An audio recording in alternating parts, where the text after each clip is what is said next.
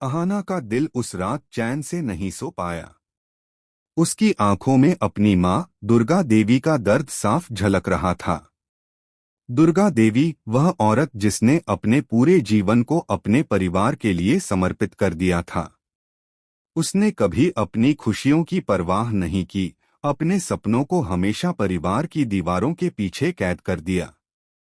लेकिन अब जब अहाना बड़ी हुई तो उसने अपनी माँ की आंखों में एक अधूरी चमक देखी, एक ऐसी चमक जो सिर्फ एक नाम सुनते ही लौट आती थी, देवदास। यह नाम कोई साधारण नाम नहीं था। यह दुर्गा देवी के बचपन की मोहब्बत और जवानी की कसक का प्रतीक था। समाज की बंदिशों और परंपराओं ने दोनों को अलग कर दिया था, लेकिन दिल की गहराइयों में वह मोहब्बत आज भी जिंदा थी।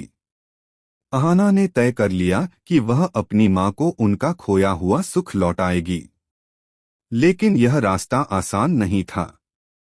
परिवार की बुआ, जो परंपरा और समाज की इज्जत को सबसे ऊपर मानती थी, इस बात को कभी स्वीकार नहीं कर सकती थी कि दुर्गा देवी अपने अधूरे सपनों की ओर कदम बढ़ाए। उसके लिए यह परिवार की बदनामी थी। धीरे धीरे उसने जहर घोलना शुरू किया। मीठे शब्दों के पीछे छुपी उसकी चालाकी ने घर के माहौल को जहरीला कर दिया। रिश्तेदारों में अफवाहें फैलने लगीं, मोहल्ले में कानाफूसी होने लगी और समाज के ठेकेदार दुर्गा देवी की इज्जत पर उंगली उठाने लगे। इन सब के बीच अहाना अकेली दीवार बनकर खड़ी रही। उसने अपने दिल को मजबूत किया और अपनी माँ से वादा किया कि चाहे हालात जैसे भी हों, वह उनके साथ खड़ी रहेगी। जब दुर्गा देवी बनारस के उस प्राचीन मंदिर में पहुंची, जहां सदियों से लोग मोक्ष की तलाश में आते थे, तो वहां उनका सामना अचानक देवदास से हुआ। वक्त जैसे थम गया। मंदिर की घंटियों की आवाज के बीच जब दोनों की नजरें मिलीं तो बीते सालों की सारी दूरी पिघल गई। एक पल में ही वह अधूरी मोहब्बत फिर से जिंदा हो उठी। कोई शब्द नहीं बोले गए, लेकिन आंखों की खामोशी ने सब कह दिया। अहाना दूर खड़ी यह सब देख रही थी।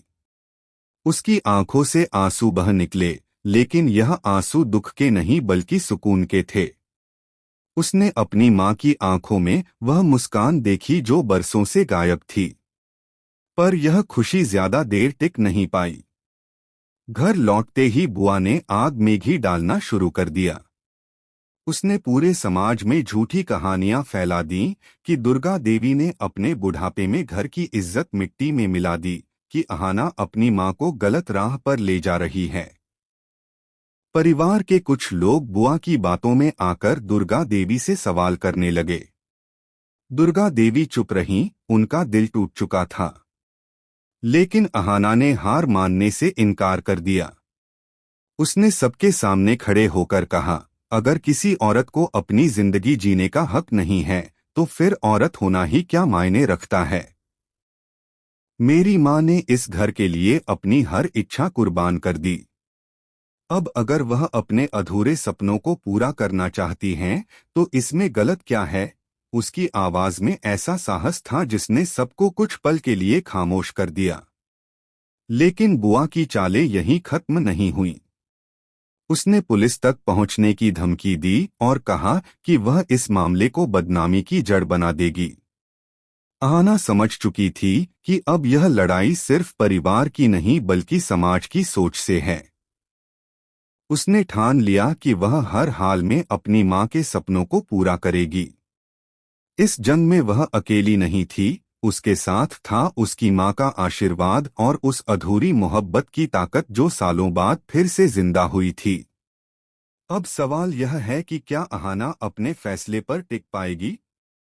क्या दुर्गा देवी और देवदास की